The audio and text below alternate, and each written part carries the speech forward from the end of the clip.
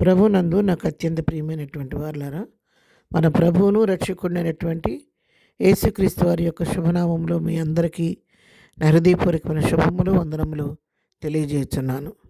ఉదయకాల సమయంలో దేవుని వాక్యాన్ని ధ్యానం చేసుకుందాం. ఈరోజు వాక్య ధ్యానం కొరకు మనం తీసుకున్నటువంటి లేఖన భాగము మార్కు సువార్త 16వ అధ్యాయం 15వ వచనం చదువుకుందాం. మీరు సర్వలోకమునకు వెళ్ళి సర్వ సృష్టికి సువార్తను ప్రకటించుడి. ఆమేన్. దేవుని నామమునకు మహిమ కలుగును గాక. ఉదయకాల సమయంలో ఈ వాక్యాన్ని మనం ధ్యానించినట్లయితే ఈ మాటలు ప్రభువైన యేసుక్రీస్తు వారు స్వయంగా తన శిష్యులకు చెప్పినటువంటి మాటలు. వారి లోకంలో సంచరించినప్పుడు మరి ఆకాశానికి ఎత్తబడక ముందు శిష్యులతో చెప్తున్నాడు, మీరు ఏవైతే చూశారో, ఏదైతే విన్నారో, ఏదైతే అనుభవించారో ఆ యొక్క సిలువ సువార్తను గురించి లోకానికి చాటించండి. ప్రభువుని గురించి, ప్రభు రాజ్యాన్ని గురించి సర్వ సృష్టికి మీరు ప్రకటించండి.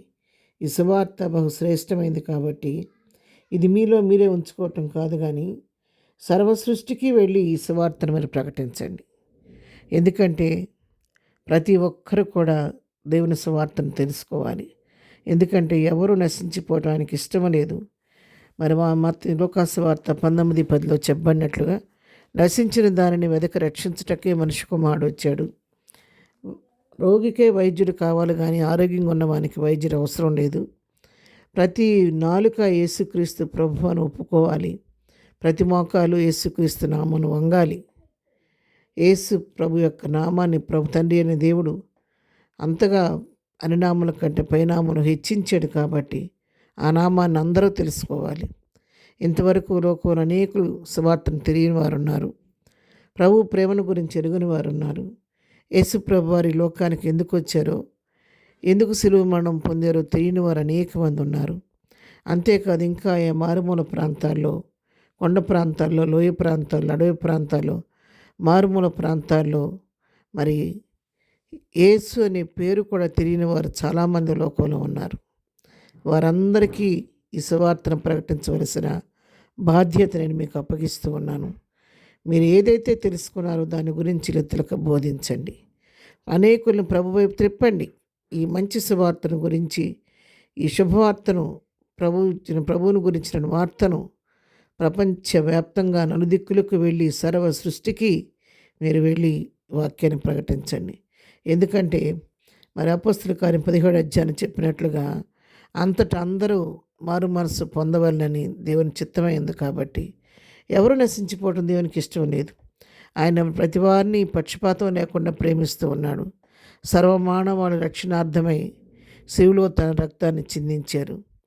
ఏ పక్షపాతం లేదు. పేద ధనిక, కుల మత వర్గవర్ణ భేదాలు, స్త్రీ పురుష భేదాలు, లింగ భేదాలు లేదు, వయసు పరిమాణం లేదు. కానీ అంతటా అందరూ మారు మనసు పొంది సిలువ యొక్క విలువను తెలుసుకొని యేసు రక్తంలో పాపాలు కడగబడి విమోచించబడాలని, రక్షణ పొందుకొని దేవుని రాజ్యానికి వారసులు కావాలని ప్రభు యొక్క చిత్తమై ఉంది.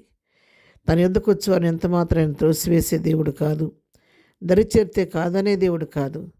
తన రక్తంలో తన స్వరక్తం ఇచ్చి కొనుక్కొని తన బిడలను తన స్వకీయ సంపాద్యంగా చేసుకొని తన యొక్క కుమార్తెలుగా, కుమారులుగా అంగీకరించి వారికి ఈ లోకంలో ఏ కొదువు కొరత లేకుండా అద్భుత రీతిగా వారిని సంరక్షించే దేవుడు మన దేవుడు.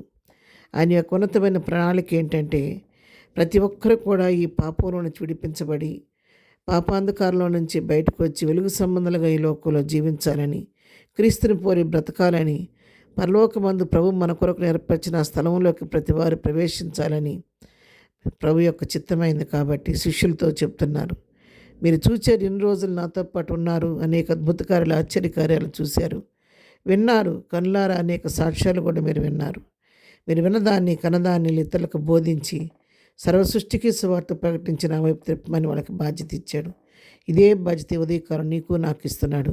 ప్రియారా, మనం రక్షణ పొందని సంతోషపడటం కాదు, రక్షణ అనేకులు లోకం నశించిపోతుండగా వారిని గురించిన భారం మనం కలిగి మన సాక్ష్యాన్ని, మన వాక్యాన్ని వారితో పంచుకొని అనేకులు ప్రభు తిప్పాల్సిన బాధ్యత ప్రభు మనకు ఇస్తున్నాడు. కాబట్టి అటు విధంగా భారంతో ప్రభు సువార్తలో పాలిభాగస్థులం అవుదాం. ప్రార్థన. ప్రేమగల తండ్రి, పరిశుద్ధుడా, ఉదయకాలం మాకు ఇచ్చినటువంటి ఈ శ్రేష్టమైన వాక్య భాగాన్ని బట్టి నీకు వందనాలు. మేము కూడా ప్రభువా మాకు సాధ్యమైనంత వరకు ఇతరులకు మా సాక్ష్యాన్ని, వాక్యాన్ని పంచుకొని అనేకులను త్రిప్పగలిగే కృపా ధన్యత మాకు అందరికీ దయచేయండి. ఇదనం మేము చేయి పనిపాట్లో రాకపోకలు క్షేమం దయచేయండి. ఇదనం బర్త్డే మ్యారేజ్ చేసుకుని బిడ్డలను దీవించి ఆశీర్వదించండి. బలహీనలు ముట్టండి, స్వస్థపరచండి. ప్రతి వారి పట్ల కృపిస్తరింప చేయమని యేసునామములో ప్రార్థించడి పొందుకొని ఉన్నాము తండ్రి. ఆమెన్.